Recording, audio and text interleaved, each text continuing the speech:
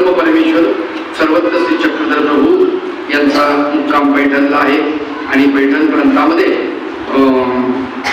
तिथे भगवंताचा मुक्काम.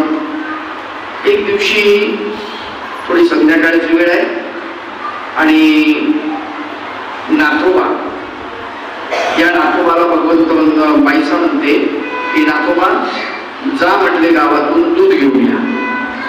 महाराज दूध आणायला गेल्यानंतर यांना लक्षात घ्या, कुणाला देवाच्या सेवेची खूप आवड असते.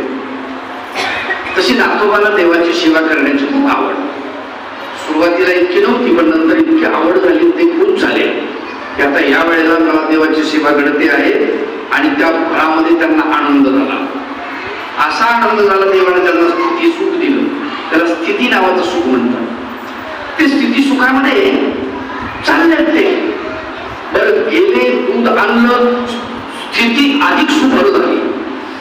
वापस येताना ते काही आतमध्ये राहिले ना. जसं माणसाला आनंद झाला ना तर माणसं गप्प बसत नाही. ठीक आहे, तुम्ही टीव्ही पाहता, समोर भारत पाकिस्तानचं युद्ध चालू आहे, म्हणजे क्रिकेटचं, आणि जोरामध्ये चालू आहे आणि शेवटचा बॉल आहे. ठीक आहे, आणि आपला भारतीय खेळाडू आहे आणि त्याच्याकडे एका बॉलमध्ये षटकार मारला शेवटच्या, आपण जिंकणार आहोत, नाही तर आपण हारणार आहोत, अशी परिस्थिती आहे. एकच बॉल आणि सगळे श्वास घेऊन बसलेले आहेत. सगळ्यांना असं वाटतं की आता काय होईल, कसं होईल, काय प्रसंग आहे. नाही का, एखाद्यानं ते टीव्ही पाहणाऱ्या माणसाला म्हणावं चहा घेता का, मुस्काळात मारून दे, काय चाललंय तुझं, काय चाललंय. ठीक आहे, ते एकदम असं याच्यामध्ये. आणि पुढे जर समजा यदा कदाचित तो आऊट झाला खेळाडू तर सगळं मुसळ केला. ठीक आहे, ते सगळं त्याच्या गमवलंय आणि त्याची काय परिस्थिती त्यालाच माहित असते.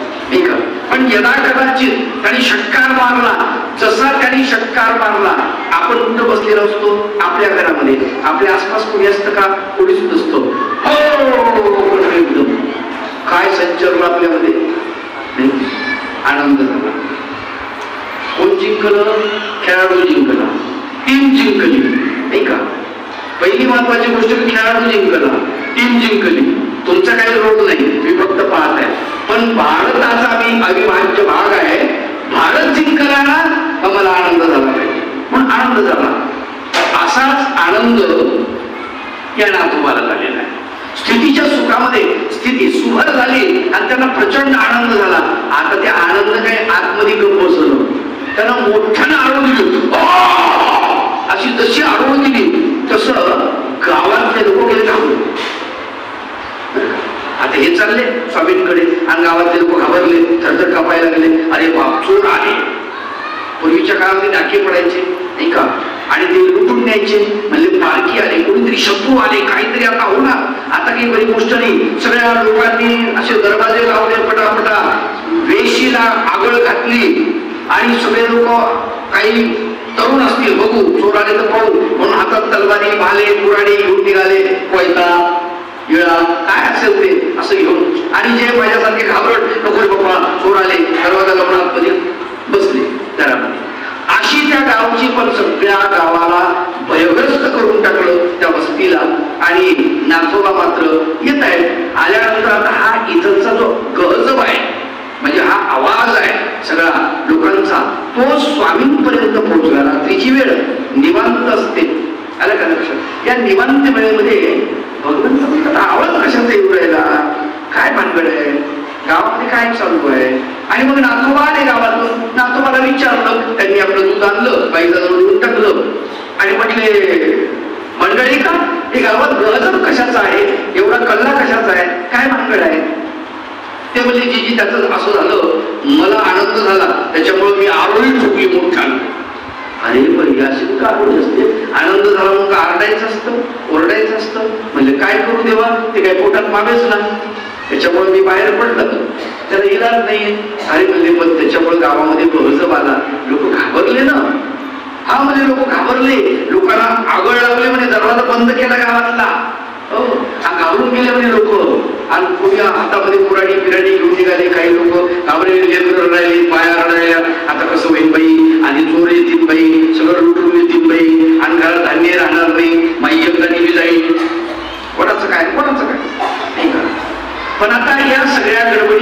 सगळ्या गावाला भयग्रस्त करून टाकलं.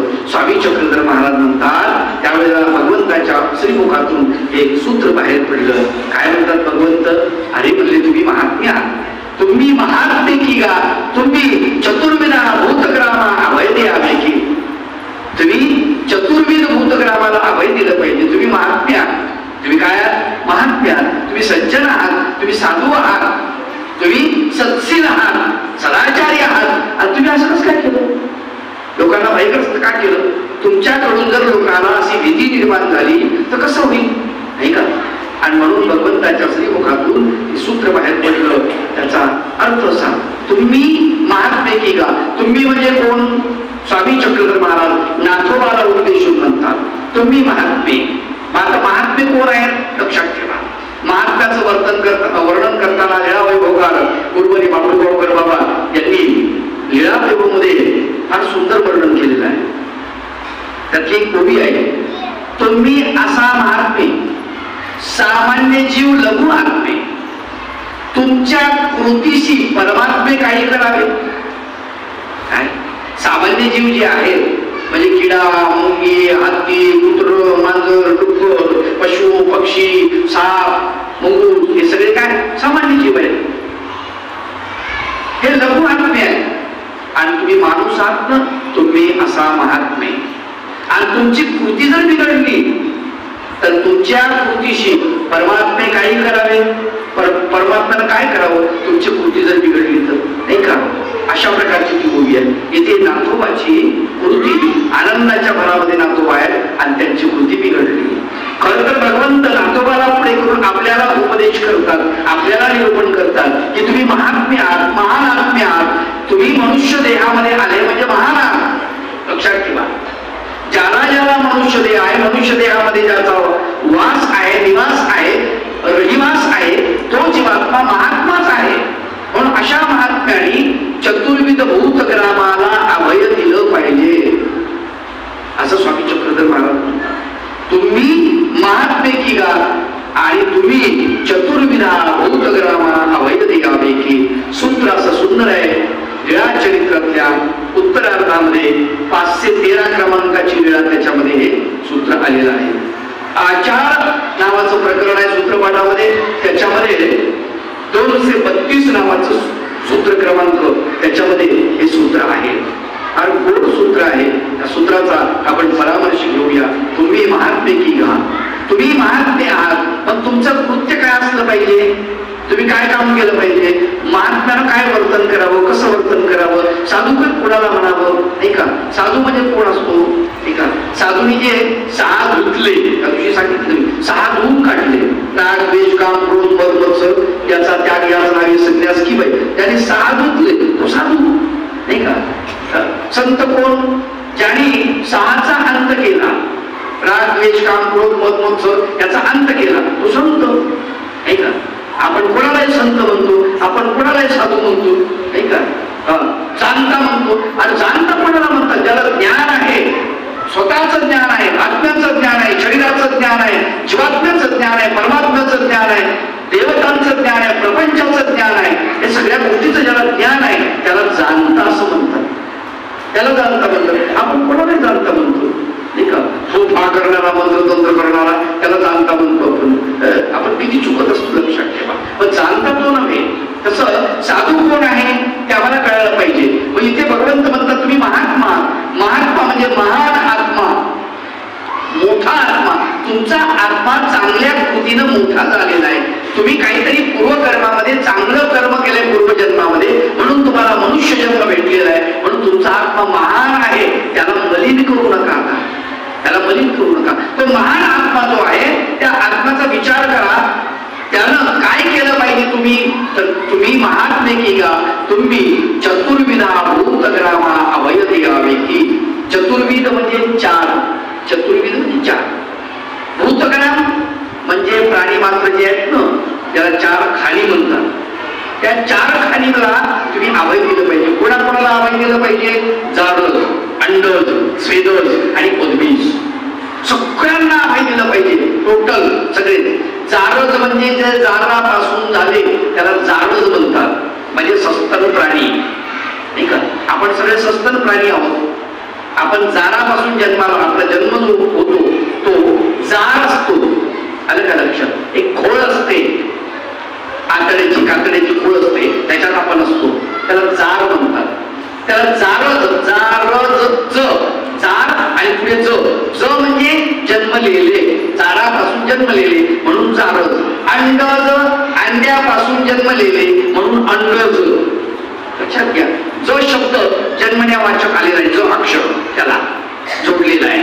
अंडज, अंडा शब्द आहे पण अंड्याला ज लागले, अंडज म्हणजे अंड्यापासून जन्मलेले. पक्षी वर्ग नाही का, जे अंड्यापासून जन्माला येतात ते सगळे अंडज. स्वेदज, स्वेदज म्हणजे कामापासून. नाही अजून ओचिड, अजून काय ढेकून, हे सगळे काय हुआ डोक्यातले.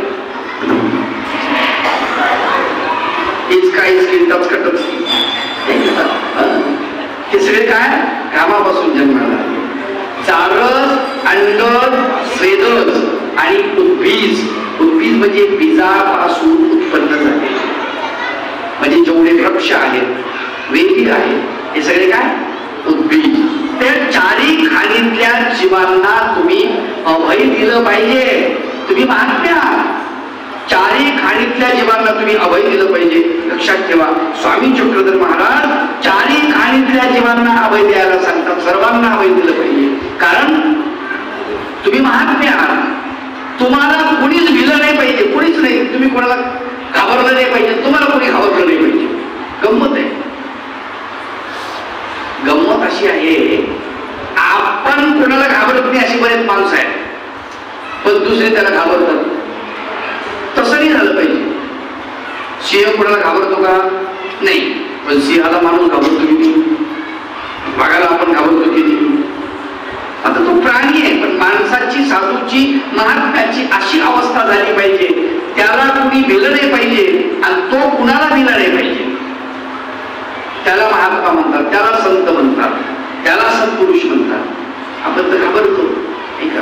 म्हणून भय आपल्या जीवनामध्ये कायमच आहे, कायमच आहे. लक्षात ठेवा, प्रत्येक प्राणी मात्रामध्ये भय आहे, प्रत्येक प्राणी मात्रामध्ये. पण भगवान गोपाळ कृष्ण श्रीमद भगवद्गीतेमध्ये एक सुंदर असं वर्णन सांगतात श्लोकामध्ये.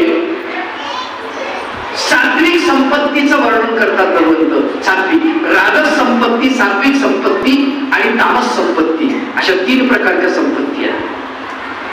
आलं का लक्षात? तसं राजस भाव, तामस भाव, सात्विक भाव. राजस भाव कशाला म्हणतात? राजस भाव त्याला म्हणतात की मी तुम्हाला जर काही दिलं तर तुम्ही मला त्याच्यापेक्षा मोठं देसाल. हा भाव जर असेल तर राजस भाव. तामस भाव तुमच्याकडे आहे, शिल्लक आहे की नाही हे माहित नाही, पण तुमच्याकडे आहे ना, तुमच्याकडे नसलं तरी चालेल, ते मला देऊन टाका, नाही तुम्ही तुमची सोय बघतो. तामस भाव. आलं का लक्षात? सात्विक भाव तुम्ही दिलं तर घ्यायचं, नाही दिलं तर हरकत नाही, तुमचं तुमच्याकडे राहून द्या. सात्विक भाव लक्षात घ्या. जसं भाव सात्विक आहे, राजस आहे, तामस आहे, तसा माणसं राजस आहे, तामस आहे, सात्विक आहे. तसंच काळ राजस आहे, तामस आहे, सात्विक आहे. सगळ्या गोष्टीमध्ये 3 प्रकार आहेत, राजस, तामस, सात्विक. आलं का? हे आम्हाला कळलं पाहिजे. परंतु या ठिकाणी भगवंताने जे सांगितलेलं आहे ते अत्यंत महत्वाचं आहे की तुमच्याकडे जी संपत्ती पाहिजे, कोणती संपत्ती पाहिजे? सात्विक संपत्ती. आलं का लक्षात? अभयम सत्व संशुद्धी ज्ञान योग व्यवस्थिती दानं दमश्च यज्ञश्च स्वाध्याय तप अर्जवम. 3-4 श्लोक आहेत.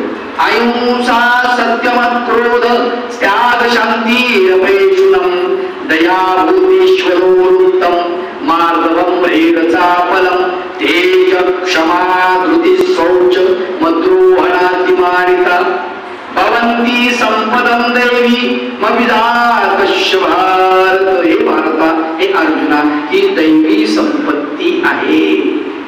कोणती संपत्ती आहे? ही सात्विक संपत्ती आहे, देवी संपत्ती आहे. याला दैवी संपत्ती म्हटलेलं आहे. आणि बाकीच्या सगळ्या संपत्ती ज्या आहेत ना, ही तामस संपत्ती आहे, राजस संपत्ती आहे, आसुरी संपत्ती आहे. लक्षात घ्या. पण दैवी संपत्ती आपल्याकडे वाढली पाहिजे. तर दैवी संपत्तीतला पहिला गुण जो सांगितला आहे भगवान गोपाल कृष्णाने, तो अभय नावाचा आहे. मग अभय कशाला म्हणतात? जो कुणाला भीत नाही आणि ज्याला कोणी भीत नाही त्याला अभय असं म्हणतात. असा कोण आहे वा?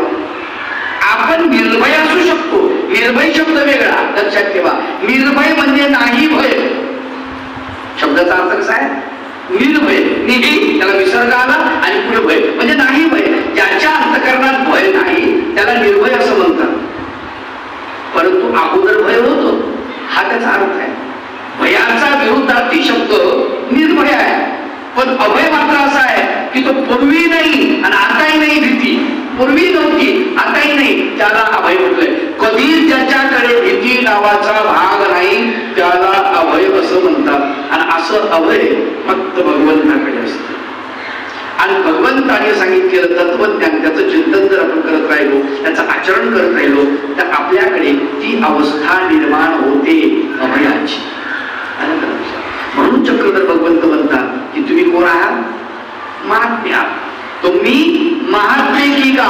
तुम्ही चतुर्विधा भूतग्रामा अभय देयावे की. चारी खाणीतल्या जीवांना तुम्ही काय दिलं पाहिजे? अभय दिलं पाहिजे. आपण तर दिसला साप उचल काठी नाही करतो ना, दिसला चूल खेचा त्याला चपलीनं मारा आहे की नाही. मला सांगा, स्वामी चक्रधर महाराजांच्या सानिध्यामध्ये औसा नावाची भक्त आहे आणि या औसानं मठामध्ये ज्या मुक्काम आहे भगवंताच्या एका मठात मुक्काम भगवंताचा, औसाला इंगळी दिसली. काय दिसली? इंगळी. माहितीये? बिच्छू इंगळी. त्याच्याकडे एक सिलेंडर असते, सिलेंडर पाठीवर अशी नांगी असते, हात असे त्याचे पुढचे जे आहे फार वेगवेगळे असतात. आम पाठीवर सगळं बिराणी घेऊन चालते ते. आणि ठणका निघाल्यानंतर किती पैलवान असू द्या, काही नाचतो. न नाचणारा असेल त्यालाही नाचता येतो. एखाद्याला नाचता येत नसेल ना, त्याला हिंचू देऊन चावा बरोबर नाचतं ते. पण तो हिंचू जेव्हा तिला तो इंगळी ती दिसते आणि त्या इंगळीला ती मारते का फटक्यामध्ये उचलते. काय बहादूर आहे औसा. आपल्याला असं वाटतं आहे की काय बहादूर आहे. आणि मग घेऊन चालली. स्वामी बघता, स्वामींचं लक्ष केलं. बाई काय घेऊन चाललात तुम्ही? म्हणजे जीजी इंगळी. अरे म्हणजे तिला का मारलं? कशासाठी? म्हणजे जीजी एखाद्या प्राण्याला खाल्ला असतं म्हणजे तिने. काय देव म्हणले मग तो प्राणी नाही का? एखाद्या प्राण्याला त्यांनी खाल्लं असतं, तो प्राणी नाही का? त्याला तुम्ही खाऊन टाकलं. खाणे म्हणजे काय? प्रत्यक्षात तोंडात टाकणे असं आहे. त्याचा जीव गेला ना तुमच्यामुळे. तुम्हाला थोडीफार वेदना झाली असती, रात्रभर वेळे असत्या, कल्ल्या असत्या, काय झालं असतं. परंतु तो तर प्राणी मेला ना अगदी, नाही का? लक्षात ठेवा. स्वामी चक्रधर महाराज म्हणतात आपल्यामुळे कुणालाच त्रास होता कामा नये. एवढंच नाही, एखाद्याला मारू नये, त्याला भयग्रस्त असलेल्या समाजाला अभय दिलं पाहिजे. हेच साधूचं काम आहे, हेच संतांचं काम आहे.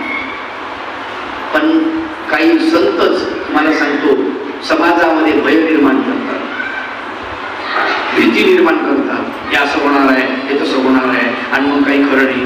तुम्ही असं केलं तर बरं होईल, तुम्ही दान धर्म करा, सगळं देऊन टाका आणि कुणीकडे देऊ नका, आमच्याच मठात द्या. नाही असे आहेत ना काही सांगणारे. म्हणजे तुमची सगळी भीती जाईल. अरे मला सांगा, किती शिकवतो आपण लोकांना? विचार करा. समाजामध्ये अगोदरच समाज भयग्रस्त आहे आणि त्या भयग्रस्त समाजाला त्या भीतीमधून बाजूला करायचं, त्याला अनेक भीती दाखवतो. नरकाची भीती, अमकी भीती, धमकी. अरे आहे नरक, ठीक आहे भल्या माणसा, पण मला सांगा नरक म्हणजे काय अशी आहेत का? ते म्हणजे ते नरक असतं आणि ते पुढे एक माणूस असतो, ते पुढे एक यम असतो, हे पुढे एक यम असतो आणि तुमच्या डोक्यावर असे आरगी चालवतात, तुम्हाला कापतात. डोकं आहे का तिथे?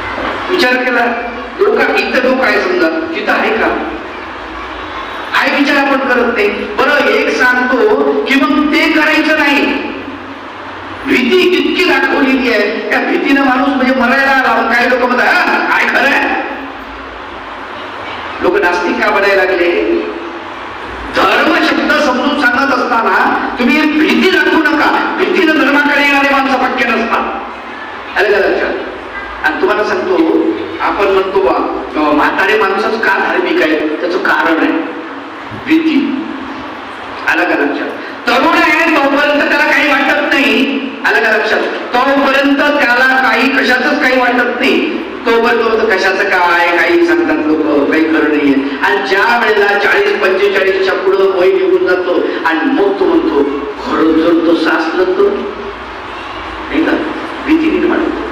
खरंच जर समजा पुढे नरक असतील तर मग चला बाजू त्या मंदिरात जाऊ, चला बा नामस्मरण करू, चला बा पारायण करू, काय होते मग आता त्याला इलाज नाही करावं.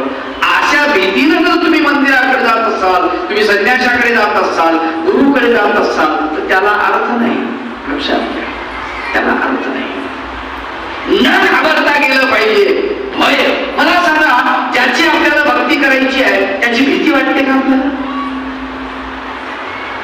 आवाज सगळं आवाज झांजवतोय तो, शिट्टी नाही मारली काय तसं. आवाज कमी, थोडा कमी करा तरी चालेल, थोडा कमी करा.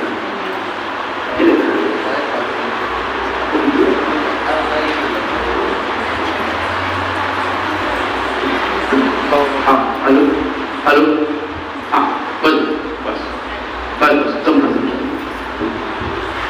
तर अशा प्रकारे आपल्याला भीती, मला सांगा, आईची भीती वाटते माणसाला. ज्या माणसाला आईची भीती वाटते, कोण आहे असं जगामध्ये दाखवा, आईची भीती वाटते. भीती नाही वाटली, वडिलाची भीती वाटते माणसाला. का? वडील रागवतो, भीती वाटते. आईची नाही वाटत. का? आई प्रेमानच सांगते सगळ्या गोष्टी. पण वडील मात्र, आता दोन्ही ते जवळजवळ आहेत, लक्षात ठेवा. आईचं सांगितलेलं पोरं ऐकणार नाही, पण वडिलांचं ऐकतात का? भीतीमुळे ऐकतात, दुसरं काय. पण जसं आपल्याला समजायला लागलं, समाजामध्ये सामाजिक अवस्था भीतीतून आपण बाजूला झालोय. जोपर्यंत आपण घाबरणं सोडून दिलं नाही तोपर्यंत आपल्याला कशाचीच प्राप्ती होत नाही. मला सांगा, विमानाचे ऍक्सिडेंट किती होतात? आताच झालं, मला वाटतं यावर्षी अहमदाबादला किती लोक मेले? 250 काहीतरी लोक, म्हणजे पुढेच गेले. त्यातलं एक वाचलो, एक पागल झालं असं मला वाटतं. कसं काय वाचलो? अवघड गोष्टी असते. मग लोकांना विमानात जाणं बंद केलं का? नाही. का मला सांगा, तुम्ही जर भयग्रस्त झाले तर तुमचं सगळं पूर्ण व्यवहार ठप्प होणार आहे. तुम्ही काहीच करू शकत नाही, काहीच करू शकत नाही. एसटीचे ऍक्सिडेंट होतात, मग एसटी जाणं बंद केलं का लोकांनी? रेल्वेचे ऍक्सिडेंट व्हायला लागले, लोकांनी बंद केलं. मला सांगा, भीती आपल्या अंतःकरणामध्ये, हा आपला भीती स्वभाव आहे. पण किती भीती वाटली पाहिजे, त्याच्यावर काही कंट्रोल केला पाहिजे की नाही आपण? आम्हाला कळलं पाहिजे. भगवान श्री चक्रधर प्रभू फार सुंदर वर्णन करतात. भगवंत म्हणतात की तुमच्यामध्ये असलेली भीती ती घालवा तुम्ही, तुमच्यातलीच नाही, पुढच्या माणसाला, भयग्रस्त समाजाला अभयदान द्या. कशाचं दान द्या? अभयाचं दान द्या. भगवंत सांगतात सगळं जग भयग्रस्त आहे. तुम्हाला सांगतो, सगळं जग. भीती, प्रत्येकाला भीती आहे, प्रत्येकाला भीती आहे. सुभाषितकारांना फार सुंदर वर्णन केले. भोगे रोग भयम, सुखे क्षय भयम, विद्ये सुराग्नी भयम, वादे वाद भयम, तपेंद्रिय भयम, रूपे भयम यौषिता, हर्षे शोक भयम, रणे रिपु भयम, काया कृतांतात भयम, इत्यं सर्व निरर्थकम क्षितितलम कृष्णम पदम निर्भयम. कृष्णाचं जे पद आहे तेच फक्त निर्भय आहे, बाकी सगळ्या ठिकाणी भीती आहे. भोगामध्ये रोगाची भीती आहे. गोड खाताय ना, भोग घेताय, गोड खाताय, शुगरची भीती आहे. तेलकट खायला लागले तरी आवडतं, बीपीची भीती आहे. लक्षात, भोगात रोगाची भीती. विचार आहे, चांगले झोपले पण तुम्हाला स्पॉन्डिलिसिसचा त्रास होऊ शकतो. डॉक्टर सांगतात खाली झोपा, चांगला विचार चालत नाही. कोणताही रोग तुम्ही भोगण्याचा सुरुवात केली तर त्याच्यात रोगाची भीती आहे. भोगे रोग भयम, सुखे क्षय भयम. सुख आहे ते संपण्याची भीती आहे, संपलं तोच करावं. आणि भल्या माणसा, आता तर जेवण ताटात आहे नाही. काही माणसं कार्यक्रमात चालतात, मग ताट असतो